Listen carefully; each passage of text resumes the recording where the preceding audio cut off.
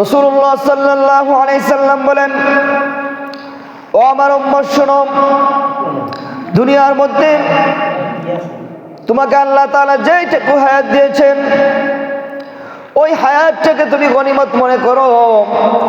ওই হায়াতটাকে তুমি আল্লাহ তাআলার প্রদত্ত একটি নিয়ামত মনে করো। এই হায়াতের মধ্যে তুমি আল্লাহ তাআলার ইবাদত বন্দেগী বেশি বেশি করো। এই হায়াতের মধ্যে আল্লাহ তাআলার ইবাদত বন্দেগী বেশি করার কথা বলা হয়েছে। ভাই আমার, বন্ধুরা আমার, এই জন্য কবি শেখ সাদি বলেন, খৈরিকুন আইফুলা ওয়া গনিমত শুমার উমর যা পেস্তর কে বঙ্গে বর আয়াত কে ফুলানু মানাদ।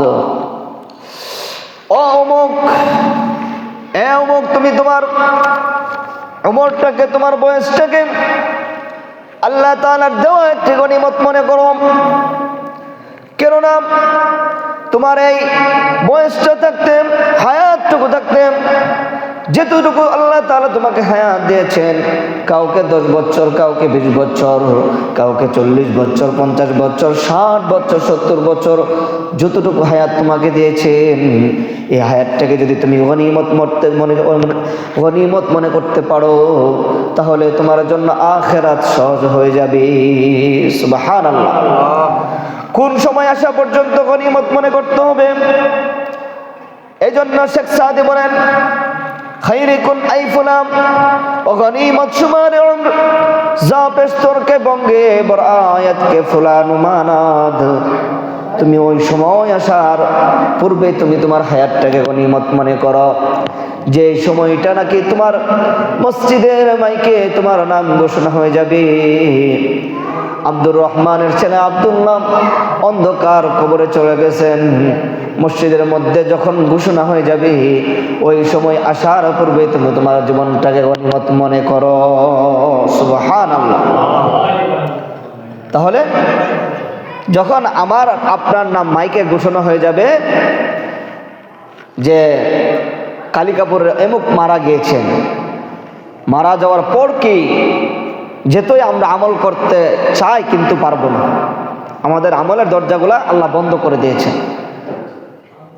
সুতরাং হায়াত থাকতে তুমি হায়াতটাকে গনিমত মনে করো, হায়াত থাকতে তুমি আল্লাহর ইবাদত করো, হায়াত থাকতে তুমি রাসূলের সুন্নাতগুলোকে পেয়ে ধরো, হায়াত থাকতে তুমি আল্লাহ তাআলার দেওয়া বিধান সুন্দরভাবে তোমার জীবনের সাথে জড়িয়ে দাও।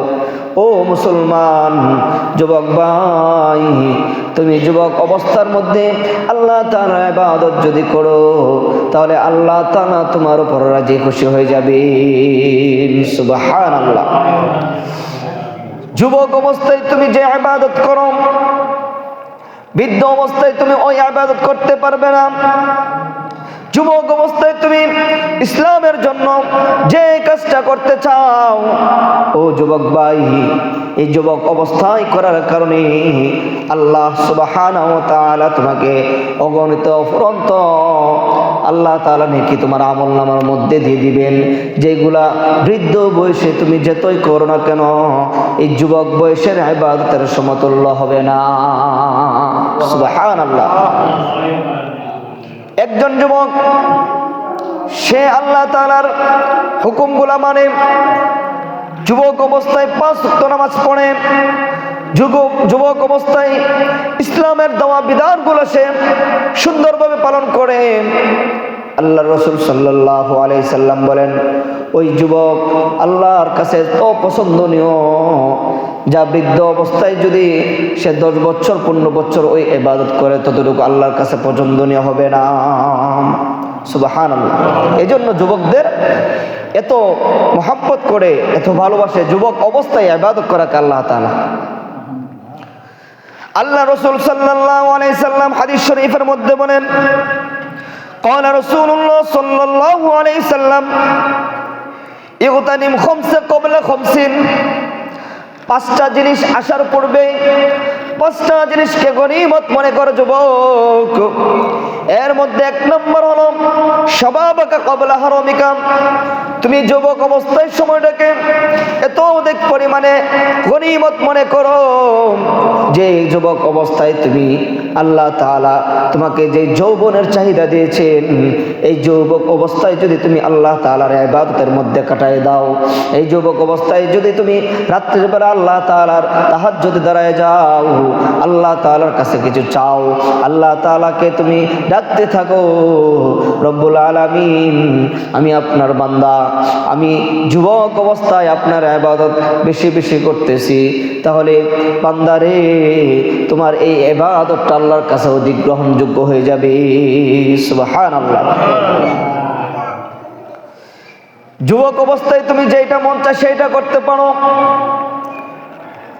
তোমার যদি গুনাহ করতে মন চায়, যুবক অবস্থায় আল্লাহ তাআলা তোমাকে সেই শক্তির সামর্থ্য দিয়েছে, তুমি ইচ্ছা করলে গুনাহ করতে পারবে, আর ইচ্ছা করলে আল্লাহ তাআলার ইবাদত করতে পারবে, ইচ্ছা করলে তুমি ভালো কাজ করতে পারবে, আর ইচ্ছা করলে তুমি খারাপ কাজ করতে পারবে।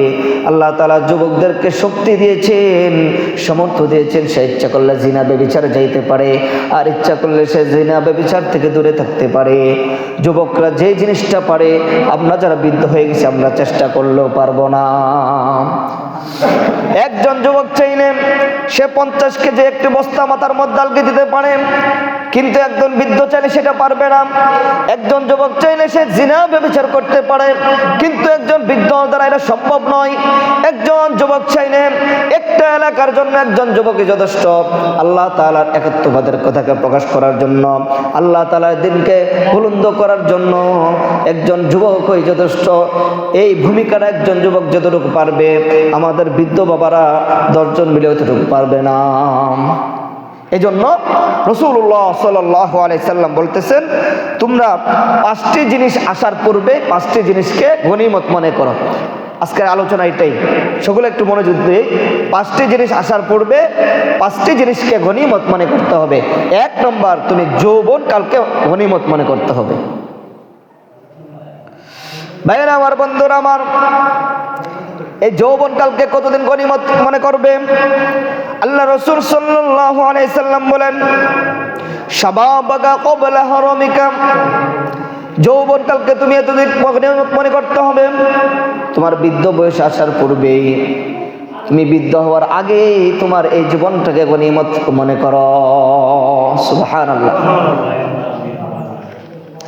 আই কিসকে বদিনারো দেরম খায়রুন আয়ান্দুখ সরআকবাতান দরসর দিনার দরম কর খাহি কে মুতামাশির সবিয়াস্তুকে দুনিয়া বা খলকে করম কুনচু খুদা বাতু করম কর। তুমি যৌবনকালে টাকার পিছনে দৌড়ছো, তুমি যৌবনকালে তুমি মালের পিছনে দৌড়ছো, তুমি যৌবনকালে তুমি আল্লাহ তাআলার নাফরমানির পিছনে দৌড়েছো, তুমি যৌবনকালে তুমি আল্লাহ তাআলাকে অস্বীকার করেছো। বন্ধু আমার, এই টাকার পেছনে দৌড়েছো, দৌড়ে তোমার যৌবনটা শেষ করে দিয়েছো।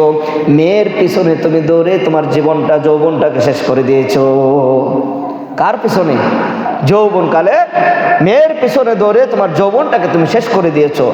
এর হিসাব একদিন আল্লাহর কাছে দিতে হবে, পাই টু পাই হিসাব দিতে হবে।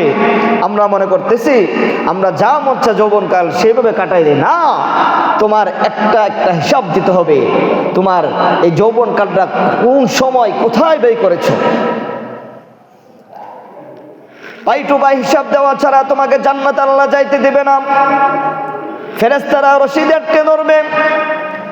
ও বান্দা, আল্লাহ তোমাকে যৌবন দিয়েছিল, তুমি কোথায় ব্যয় করেছো, কোথায় খরচ করেছো? ও বোন, আল্লাহ তোমাকে যৌবন দিয়েছিল, তুমি কোথায় খরচ করেছো? এই হিসাব যতক্ষণ পর্যন্ত না দিতে পারবে, ততক্ষণ পর্যন্ত তোমার জন্য জান্নাতের দরজা খোলা হবে না, তোমার জন্য জান্নাতের দরজা বন্ধ করে দিবেন ফেরেশতারা। যখন আপনি এই জবাব দিতে পারবেন, আপনার যৌবনকাল আপনি কোথায় খরচ করেছেন, আপনি কিভাবে মাল অর্জন করেছেন, কিভাবে আপনার সম্পদ অর্জন করেছেন, কিভাবে টাকা পয়সা অর্জন করেছেন এবং কোথায় খরচ করেছেন, এই পূর্ণাঙ্গ হিসাব যতক্ষণ পর্যন্ত আপনি না দিতে পারবেন, আল্লাহর রাসূল সাল্লাল্লাহু আলাইহি সাল্লাম বলেন, ততক্ষণ পর্যন্ত জান্নাতের মধ্যে তোমরা যাইতে পারবে না। সুবহানাল্লাহ। এই জন্য আমাদের খেয়াল রাখতে হবে, প্রত্যেকটা হিসাব কিন্তু আল্লাহ আমাদেরকে থেকে একবারে পূর্ণাঙ্গভাবে নেবেন। 2 নম্বর, রাসূলুল্লাহ সাল্লাল্লাহু আলাইহি সাল্লাম বলেন, ওয়াসিহাতাকা ক্বাবলা সাকামিকা। ও আমার উম্মত, এক নম্বর হলো তোমরা যৌবনকালকে গনিমত মনে করবা বৃদ্ধ আসার আগে। দুই নম্বর হলো তোমরা সুস্থতাকে গনিমত মনে করবা অসুস্থ হওয়ার আগে। ও ভাইরা আমার, বন্ধুরা আমার, আমরা একটু চিন্তা করে দেখি, আমরা এখন যারা সুস্থ আছি আমরা কত সুন্দর আলহামদুলিল্লাহ। আমরা মসজিদের মধ্যে সকলের আগে আগে চলে আসছি কুরআন হাদিস থেকে আলোচনা শোনার জন্য। আমাদের কাছে কত ভালো লাগতেছে, নিজের কাছে নিজেকে গর্ববোধ মনে হচ্ছে। আল্লাহ পাক আমাদেরকে সুস্থ রেখেছেন বিদায় আমাদেরকে আল্লাহ তাআলা মসজিদ আসার তৌফিক দান করেছেন। ঠিক কি ঠিক না বলেন?